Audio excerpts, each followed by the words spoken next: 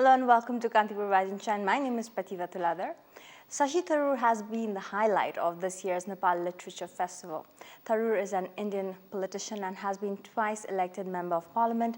He was previously Minister of State in the Government of India for External Affairs and Human Resource Development. He is a member of the Indian National Congress and in January 2014 was appointed an official spokesperson for the party. Until 2007, he was a career official at the United Nations, rising to the rank of Under Secretary General in 2001. Tharoor is also a well-known award-winning writer, having authored 14 best-selling works of fiction and non-fiction centered on Indian history, culture, film, politics, society, foreign policy. Tharoor is also a globally recognized speaker on India's economics and politics, as well as on freedom of the press, human rights, Indian culture, and international affairs. I could go on and cover the entire duration of my show just introducing him to you. So now let me introduce the man himself. Welcome to the show. Thank you, Pratima. Nice to be here. So you've been at the NSL Nepal Literature Festival for a day now, and the newspapers have been abuzz with your conversation yesterday at the talk. How has it been for you so far? Thank you. Well, I'm glad to hear that people have found it interesting. You know, for 4 years since the Nepal Literary Festival began, they've been inviting me, and I just haven't been able to come here. So I was delighted that this year I was able to accept, and it's obviously, for me, wonderful because it's my first visit to Nepal. It's a beautiful country. I've been doing both the literary festival and a massive amount of tourism within the Kathmandu Valley and having an extraordinarily interesting time. So I'm very pleased to be here. I can't say, therefore, that I've seen much else of the festival other than my own participation. But Kathmandu, I'm in love with. And I think Nepal tourism may be a little happy with me because I have issued so many tweets to my 2.3 million followers about the wonders and beauties of this place that I hope it'll generate some new interest in visiting Kathmandu.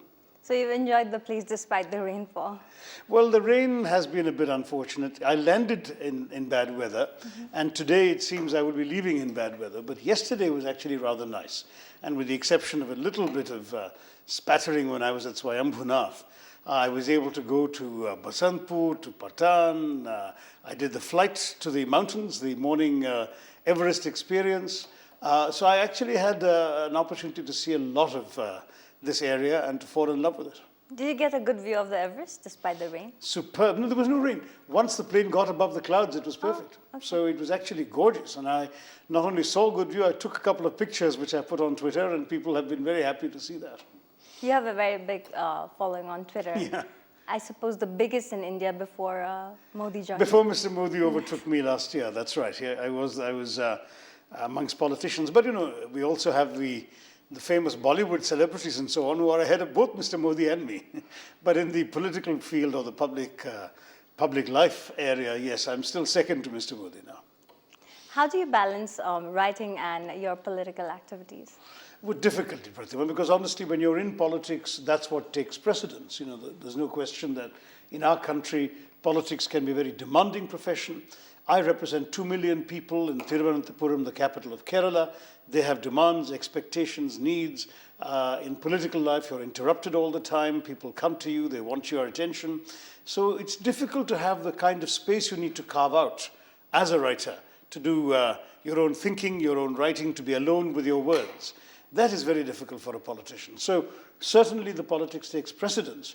And as a result, I have to say that my own writing has been largely confined to short columns and essays and non-fiction pieces, because those can survive interruption. Fiction is much more fragile. How do you draw a line between fiction and non-fiction? Well, in my case, it's actually unavoidable, because with fiction, when you compose fiction, you need to create an alternative universe in your own head.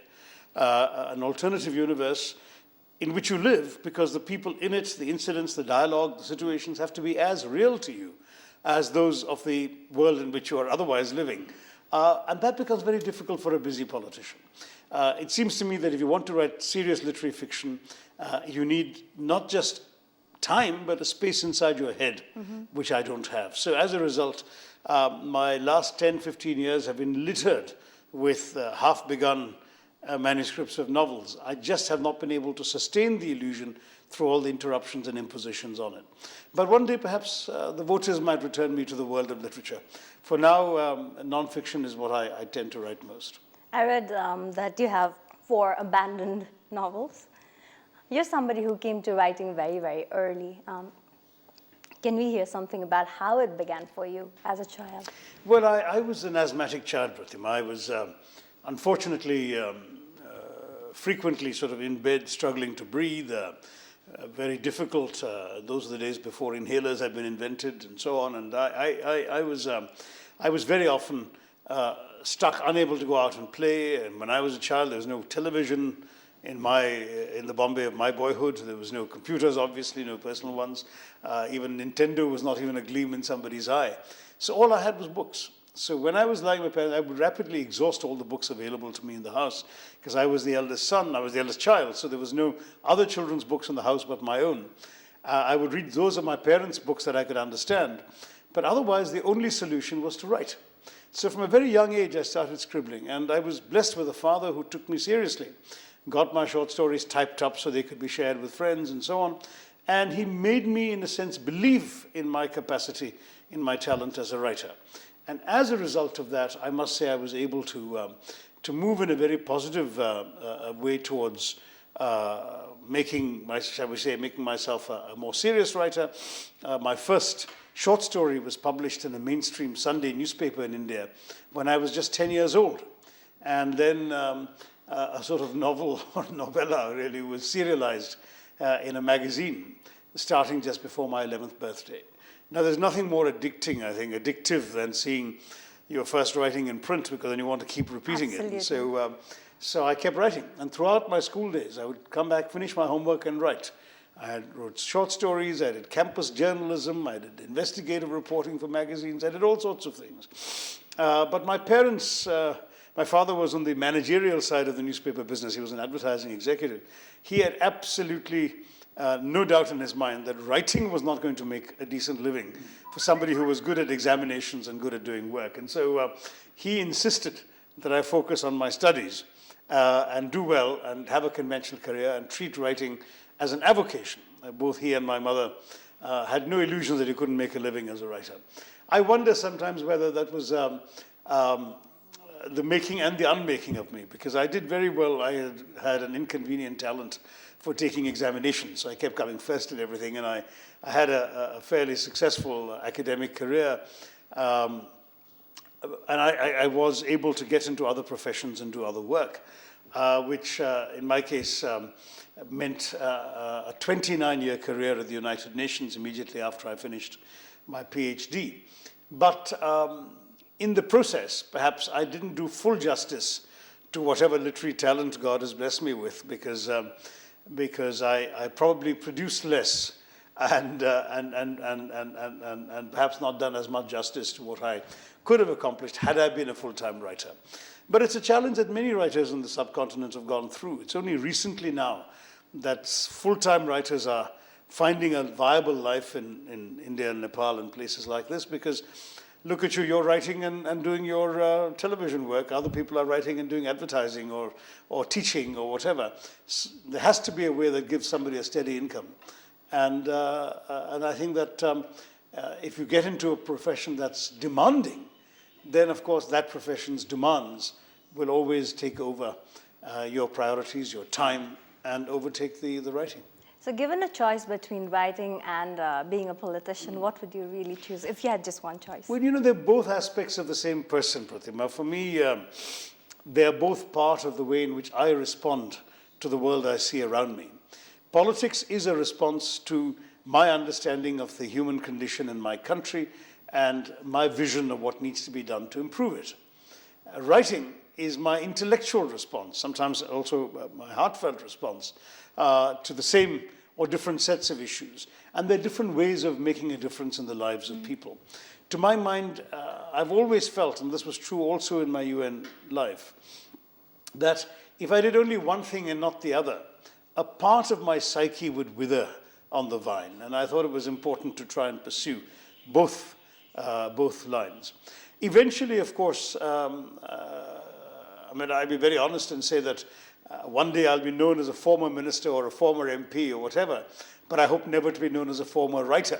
That should be something that, God willing, I'll be able to do till my last breath.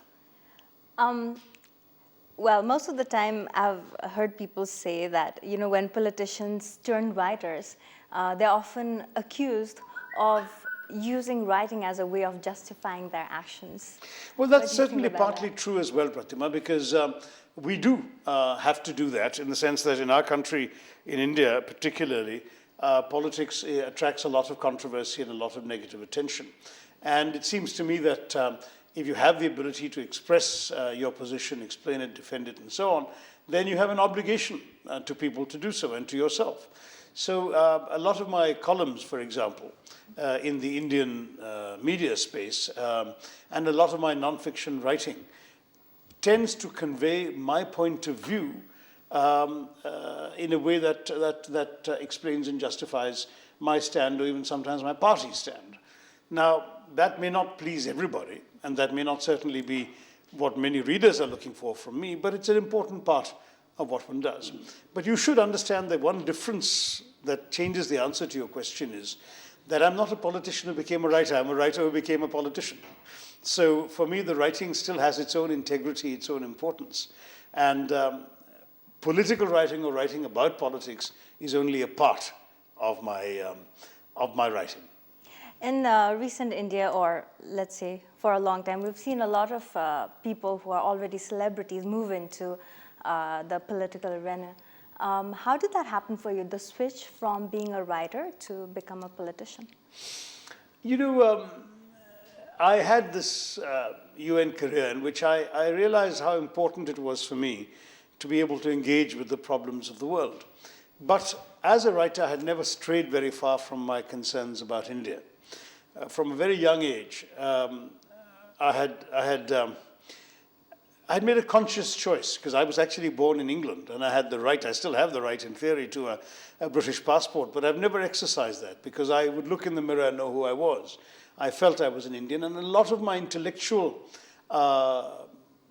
experience has been the experience of interrogating myself about what makes an Indian, what makes India what it is, and trying therefore to actually scratch that same itch, as it were, of understanding what has made India and nearly unmade it, and addressing in my own way, both fiction and non-fiction, my thoughts about India's past, present, and future. So for that reason, writing had been something that brought me to that journey. But when the UN career ended, it struck me that the time had come to address these concerns also in my workspace. In my professional life, I was 51 when I left the United Nations, in fact, and I had the feeling that in those circumstances, there was still a lot of productive energy left in me, and I should do something with my working capacity. So I engaged in Indian public life from one step removed. That is, I would visit India, make speeches, write a column in the newspaper, 2 columns in the newspapers at one time at the same time. And then when the Congress Party invited me to contest in the elections of 2009, I had absolutely no hesitation, because I thought it was a golden opportunity for somebody without a political family behind him, no pedigree in the political world, no relatives, no uncles or aunts, or let alone a father who had worked in that field. And yet I was being given an opportunity. I felt I should seize it. Even if many people were very skeptical about my chances of winning an election, I thought, of course I must do this, because I'll never forgive myself for not trying. So I did, and somewhat to my surprise and the surprise of many, I think I was able to persuade the voters that I can represent them effectively. And I've now done so for 5 years, and this year was re-elected to a second term. So that was how the journey came through. There are many people who say, the worst thing that happened to you was winning that election. You should have just stayed as a writer. But I don't know. I think the time for that will come one day, but not yet. You've had a very interesting life with your writing career, then being a politician, and your career with the UN, and being affiliated to so many universities. Can your fans look forward to something like a memoir that talks about your more personal life? I think it's too early, Pratima. Frankly, I think there are interesting things I've been able and privileged to do that I would love to write about. But at the same time, let me say that I want to stick to stick to books about other subjects for now. I have refused to cooperate with many potential biographers who wanted to write biographies and so on. I said, let me achieve a little more in life before I'm worthy of a biography. And so for the moment, the answer is no, no hurry. But I want to give your viewers in Nepal a bit of news. This is the first copy off the presses of the Silver Jubilee edition of my book, The Great Indian Novel, which is probably my best known book and my first novel. It came out in 1989 in September, and it's still in print, 43 reprints or editions later in India. So my publishers, Viking Penguin, decided they would do a commemorative Silver Jubilee edition of the book, and it's just out. And I got my first copy at the airport when I was on my way to Kathmandu, so I brought it to show Nepalese viewers first. Nobody else has seen it yet. It'll be released in Delhi only tomorrow. Tomorrow, and it's not available in the markets yet, but will be. It will be. I wanted to talk more on a number of things, but I think we'll have to call it a close because we're out of time. But I really want to thank you for making it despite your really, really busy schedule. Thank you. It's a real pleasure to be with you, Pratima. Thank you very much. And namaste to all in Nepal. Thank you. For those of you who want to hear this eloquent speaker speak, you can catch him at the Nepal Literature Festival at 11 o'clock today, where he will be delivering a keynote address. Thank you for joining us.